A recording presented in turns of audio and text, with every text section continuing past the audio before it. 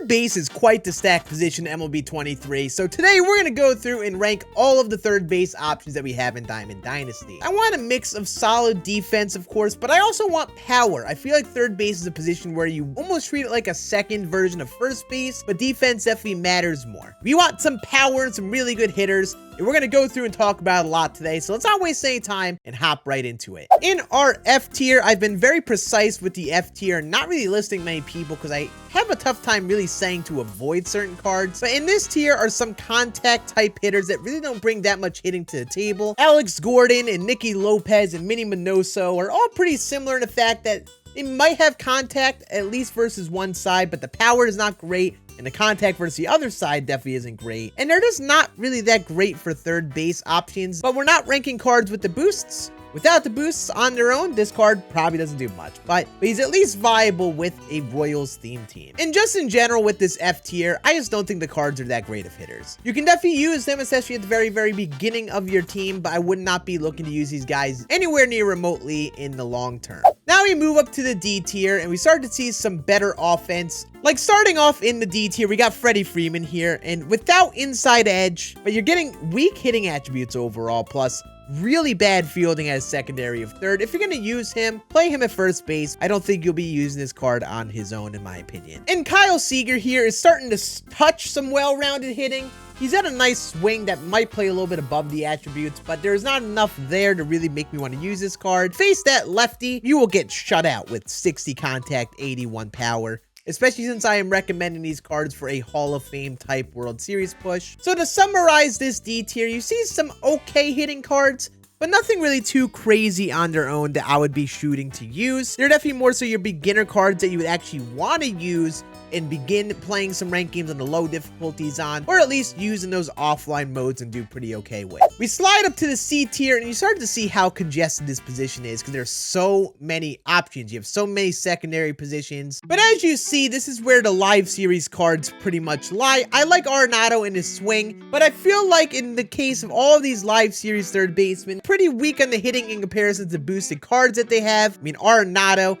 Austin Riley, Manny Machado, Trey Turner, all have cards significantly better than their live series, so I lumped them all together because they're all pretty okay on the hitting. Captain card in here, Miguel Cabrera, who actually is a pretty good hitter, but it's not that much better, if it even is better than some of the other cards in this tier. But he's also going to be bringing low 40s fielding and 10 speed over at third. This is not a card you should play at third base. The defense is going to be horrid. He's going to bobble so many plays. I don't think that's worth it. And in the C tier, you see some pretty okay cards like Wade Boggs' card here. It's actually a nice contact bet, but I like power at third base. Miguel Cabrera is a solid bet, but he really lacks defensively. Nolan Arenado is a nice, well-rounded-ish hitter, but does not have enough to really warrant using him other than that 99 defense. And all these cards in this bunch are pretty good options. Again, starter beginner options for you if you are just hopping on the game, but I would not really be using them at third base in a long-term World Series push. And the B tier is also another stacked tier. There's so many third base options, but I want to lump them all together. We have Taylor Ward, and he's definitely a card that is usable, especially at those higher difficulties. 97 contact with the quirks he has can be enough to do well,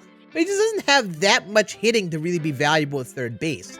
At least you get gold fielding and 92 speed, but there just isn't enough hitting. As you get to the A and S tier, there are going to be other guys who have better hitting and speed and defense, where it just doesn't make sense to use him in particular. And the other charisma cards in his bunch, like Johnny Bench or Bobby Witt, definitely have some weaknesses, like Bench is weak versus righties. Bobby Witt is definitely weak defensively. Tommy Edman I have, who is definitely a little weaker on the hitting, definitely worse hitter than Taylor Ward on the attributes. And Wander Franco jumps down to silver fielding without that impressive of hitting. So all the charisma cards here are solid uses, especially if you're doing a theme team or you like the card, but there are better, more appealing options, especially at third base where there is some really big power at play. So I wouldn't be shooting to get these guys first out of those charisma cards. We have some contact focus hitters like Freddie Freeman who just don't offer enough defense or enough good splits to make it worth it. Freddie Freeman, Gene Segura, Tim Anderson are three cards that I think are kind of contact focused with not that impressive of attributes,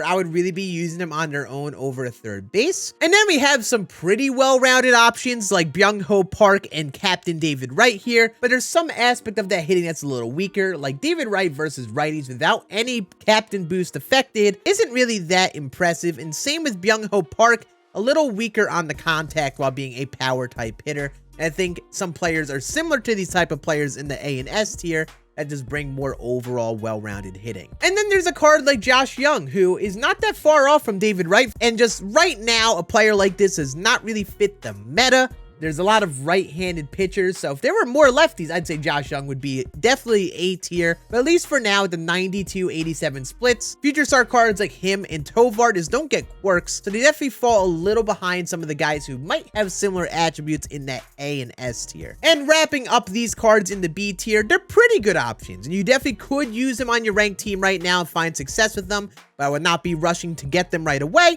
I think as you're building a God squad, you'll find more success in the A and S tier, and especially in that A tier, you'll probably be using those cards as you get closer to the 99 overalls over these guys in the B tier. But they have a place, and they could be good with theme teams, and you certainly could do very well with them if you like their swings. Now we move to the A tier, and I can't even fit it all on one page. There are just so many pretty solid options over a third base. I'm gonna go through and lump a bunch of the options together, so hopefully this doesn't become too confusing, but to summarize the A tier, there are some very good hitter-focused cards like Austin Riley, Brandon Crawford, Eugenio Suarez, Joey Meneses, who are pretty good on the overall attributes, but in Riley's case, he lacks a little defensively. It's nothing really that problematic, but in a bunch of the third base options are pretty good hitters, but sacrifice a little bit on the defense. So that is definitely the risk of using someone like an Austin Riley. Yeah, he's a 92 overall, but his swing will play very well above that, and he has the hitting to be a great card, but he does have a slight weakness defensively, and you got to take that risk. Then you have Anthony Volpe, who is a lot more 5-tool-y. However, he's going to downgrade to silver fielding over third base. Cards like this are certainly better in the middle infield because they bring the tools like defense, speed, especially if you're looking for a shortstop second baseman.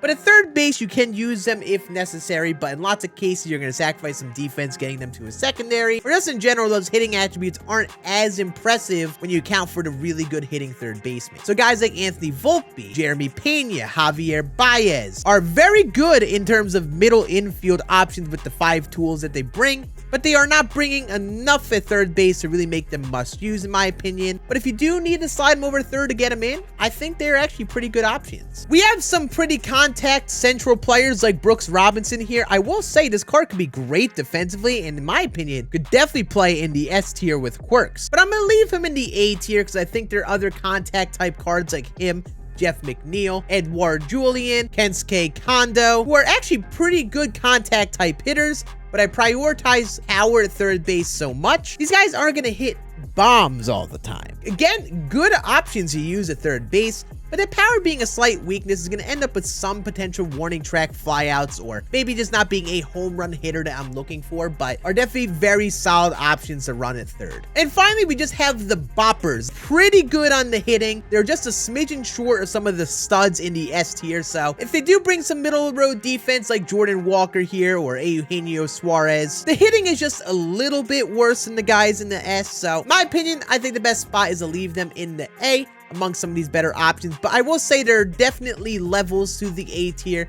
I think someone like a Jordan Clarkson is definitely on the verge of that S tier, especially if you hit very well with them. Guys like him and Suarez and Hank Aaron are great hitters, but just are a little bit worse than the S tier. And as you see in the A tier, there are a lot of different types of cards that I just covered, but they're all pretty well-rounded on all the attributes. So you have some cards that are all 90 plus on the hitting with pretty solid defense. You have some cards that are a little better on the hitting but sacrifice defense. Maybe you have the cards that have the speed and the defense but sacrifice a little bit of the hitting. There is just one thing slightly off in these cards that keep them from being used in the long run, but I will say they're all very good third base options that I think most people are going to end up using. And in that S tier, we have a bunch of guys that are 99 overalls, and in my opinion, I think Chipper Jones is going to be the #1 guy to go for a third base. None of them have nearly this level of hitting. You definitely want to get this card in the long run and definitely plop him at third third base. But I will say there are other good 99 overalls that are nearly just as good as Chipper. Murakami, for example, is an incredible card in this game, and he gets the gold defense over a third, which you could definitely get away with. I think this card is a great one to get in the boss packs. 99 Manny Machado definitely gets more defense,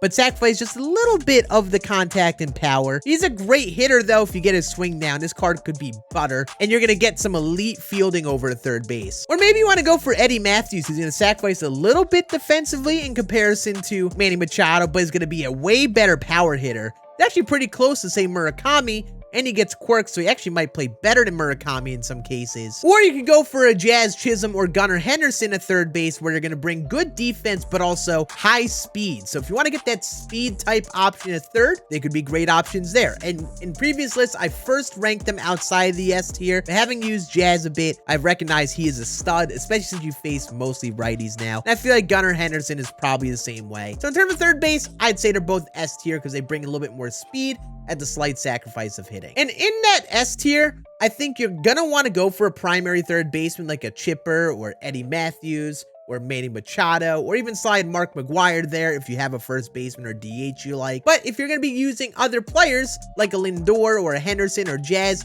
I think they are 99s that are great to use at third if you don't want to use them at short. Maybe there's another shortstop you like. The 5-tool ability that those cards bring are definitely great. You know, Lindor is a switch hitter type. Trey Turner is a very good speed type with some pop. Gunnar and Jazz are definitely good lefty bats with speed. There are a lot of options in terms of the best third baseman. I definitely recommend going for the power type like an Eddie Matthews, Murakami type. But the beauty is, depending on how you do with cards, you could slide someone over to third and make that work, make it a really versatile position. That was a doozy of a tier list. Let me know in the comments how you feel about this list, who you've been using at third and liking so far. I have been changing my lists in the comments section based on some comments I see or me changing my mind having used cards some more. So feel free to let me know if there are any players that you've enjoyed that I might have underrated. And make sure you sub to the channel here. We'll be doing more videos, including the outfielders next time. And feel free to check out this video where I ranked all of the shortstops.